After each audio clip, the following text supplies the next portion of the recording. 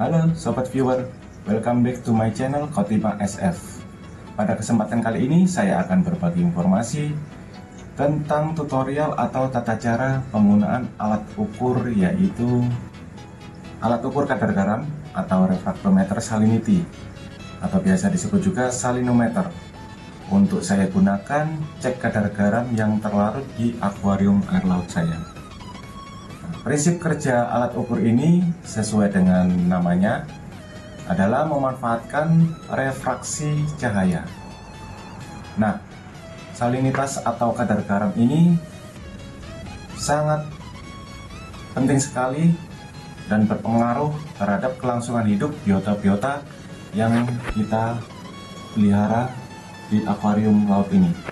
Oke, langsung saja kita simak videonya, dan jangan lupa untuk subscribe, like, comment, and share, dan berbagi ke yang lainnya. Let's go.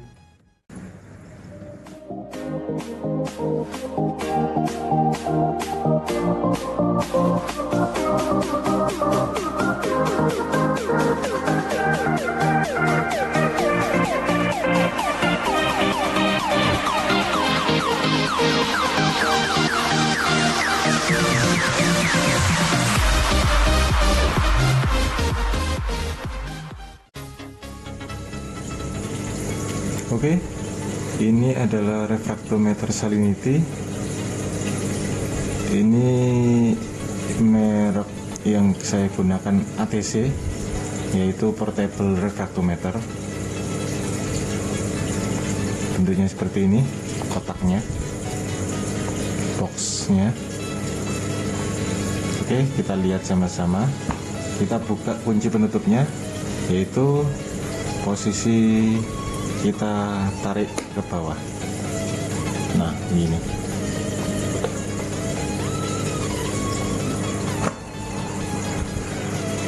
ada kain lap yang biru, pipet bahan terbuat dari plastik ukuran 3 mili. Ini.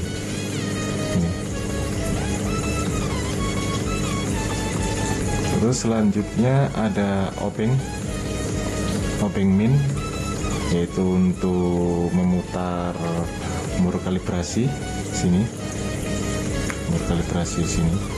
Ini ada pelindung karetnya.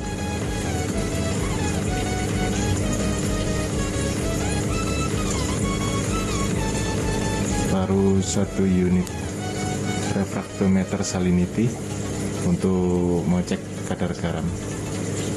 Nah, bagian-bagian dari refraktometer ini, pertama-tama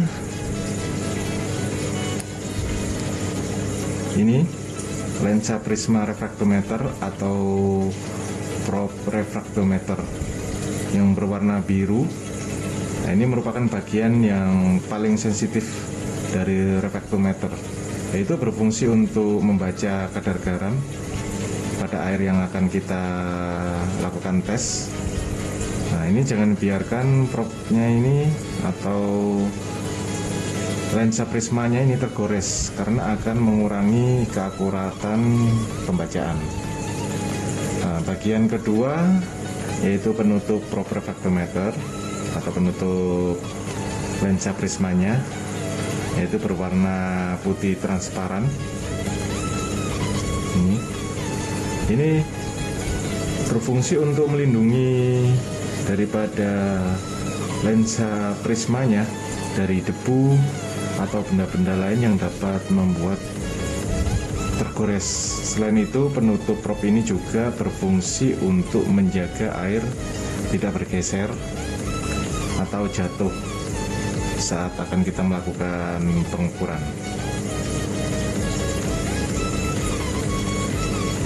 Itu tadi yang saya sampaikan. Juga untuk berikutnya yaitu mur kalibrasi yang ditutup oleh karet ini. Ini mur kalibrasi. Nah, ini mur kalibrasi ini berfungsi untuk menyesuaikan nilai bacaan dari refraktometer. Ini digunakan apabila refraktometer ketika ditera atau setel dengan cara mutar pakai obeng ini.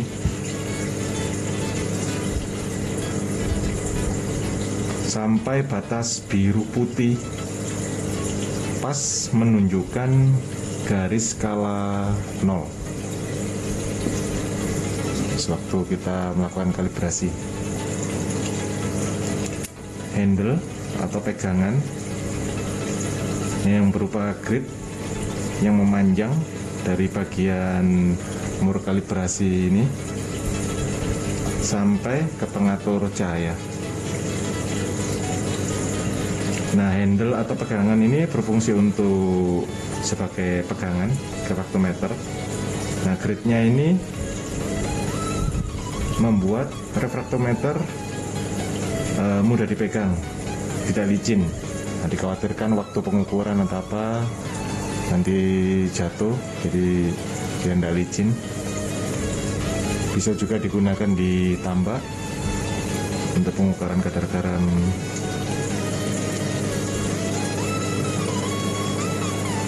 Bagian berikutnya yaitu pengatur cahaya. Pengatur cahaya ini berfungsi untuk mengatur cahaya yang masuk sehingga dalam melihat hasil bacaannya menjadi lebih jelas. Dengan cara kita putar begini sampai terlihat jelas skalanya, angkanya. Jadi batas untuk warna gelap terangnya atau biru putih di displaynya ini. Nah, bagian berikutnya yaitu lensa lubang pengamat yang berfungsi untuk kita tempatkan mata kita dalam melihat atau untuk mengamati hasil bacaan dari kadar garam air yang kita ukur nantinya. Jadi dipakai untuk meneropong ini.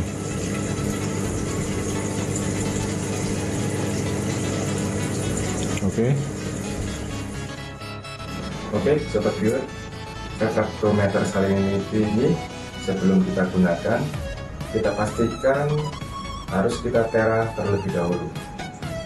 Itu tujuannya untuk memastikan hasil pengecekan kita biar lebih akurat. Dimana tahapannya itu kain lap yang ada pada refraktometer ini biru itu kita gunakan untuk membersihkan. Kita buka dulu penutup prismanya. Jadi kita pakai untuk membersihkan lensa prismanya, dibersihkan dari kotoran atau mungkin debu karena ini sangat sensitif. Setelah itu kita ambil air tawar, lebih bagus lagi air Aquades ya. Ini kita pakai air mineral.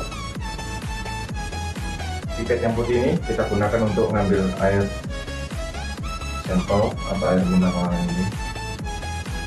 Kita buka penutup prismanya, kita teteskan sampai menutupi lensa prisma yang warna biru, kurang lebih 3-5 tetes.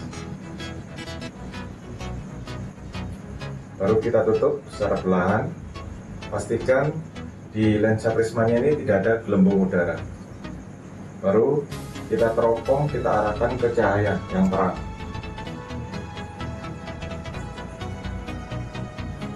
Untuk kejelasan display yang ada pada refraktometer ini, kita atur putar untuk pencahayaannya. Displaynya kalau sudah jelas, kita pastikan dulu batas antara warna biru dan putih. Pas perbatasan garisnya itu harus menunjukkan titik skala angka 0. Bila kurang tepat, fungsi daripada obeng ini adalah untuk menempatkan, kita putar pada mur kalibrasi. Kita putar kalau searah jarum jam, warna biru berbatas dengan putihnya, warna birunya akan menuju ke bawah. Jadi kalau berputar balik, warna biru akan menuju ke atas ya. Jadi kita pastikan sampai batas titik 0.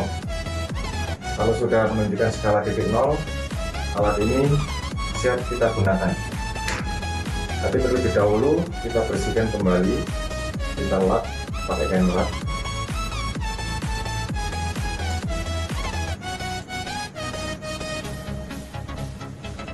Lalu sisa air tawar yang dari pipet ini kita pastikan kita buang, tidak boleh ada tersisa karena mempengaruhi nanti hasil daripada pengecekan sampel air yang akan kita uji. Yaitu pada saat ini saya pakai untuk pengecekan air akuarium saya. Kita ambil yang menggunakan pipet air sampel akuarium, kita buka penutup prismanya, kita teteskan kembali 3-5 tetes atau rata menutupi lensa prisma yang warna biru.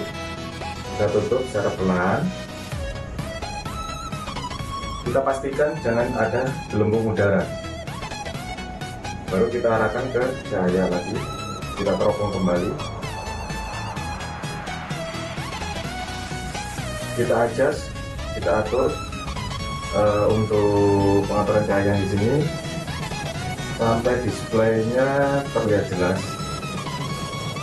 Nah, di sini hasil yang saya dapatkan dari pengukuran air akuarium saya ini itu skalanya 1.025.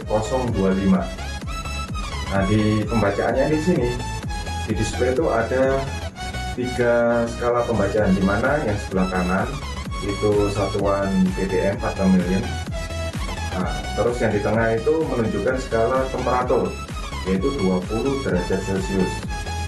Terus yang sebelah kiri itu angka per 1000, dalam arti 1.00 sampai batas skalanya yang tertinggi 1.070.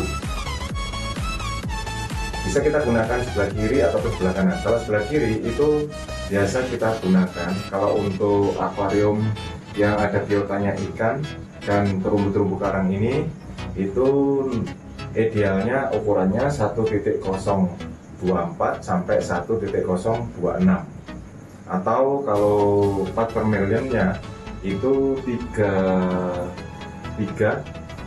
sampai 36 ppm. Nah, kenapa kita harus seringkali melakukan pengecekan untuk salinitas ini? Itu tujuannya adalah salinitas sangat penting sekali, khusus untuk habitat kelangsungan hidup biota-biota yang kita pelihara. Misalnya ini air laut akuarium, dimana pada waktu cuaca panas itu seringkali air laut ini atau akuarium ini menguap. Makanya ditunjukkan di skala di sini 20 derajat Celcius. Tujuannya itu untuk akurasi daripada hasil pengecekan itu bisa akurat, dimana untuk mempertahankan salinitas daripada air akuarium ini sendiri. Jadi semakin boleh dibilang kurang lebihnya di temperatur 20 derajat Celcius, tingkat akurasinya lebih bagus. Temperatur akuarium ini sendiri otomatis itu juga meminimalkan penguapan, dimana kalau pada waktu cuaca panas itu seringkali itu memudahkan air akuarium air laut ini menguap. Jadi secara otomatis salinitasnya itu akan tinggi. Gimana menghadapinya atau menanggulanginya? Kalau air akuarium ini salinitasnya tinggi, kita tambahkan air RO. Ya, jadi jangan air tawar biasa, air RO itu lebih bagus. Kalau salinitasnya rendah, itu bisa kita tambahkan air laut, tapi kita harus tahu salinitasnya. Atau bisa juga dengan garam sintetis. Jadi kita larutkan dulu, baru kita tuang, kita ukur sesuai dengan standar yang diinginkan. Jadi kalau ada biota terumbu dengan ikan yang saya miliki ini, idealnya itu adalah 1024 sampai 1026.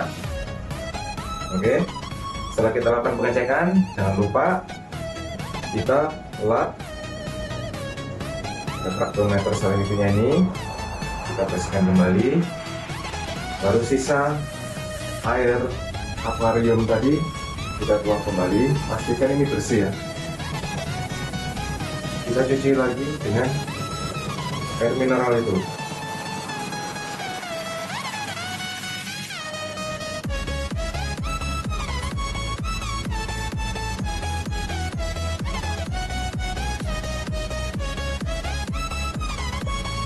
Kita lap kembali, pastikan bersih ya. Karena kalau setelah kita pakai untuk pengukuran air asin, dalam arti air laut, air akuarium, air laut ini, kalau kita tidak bersihkan dengan benar, itu nanti menimbulkan ada bahan-bahan yang mungkin mudah berkarat.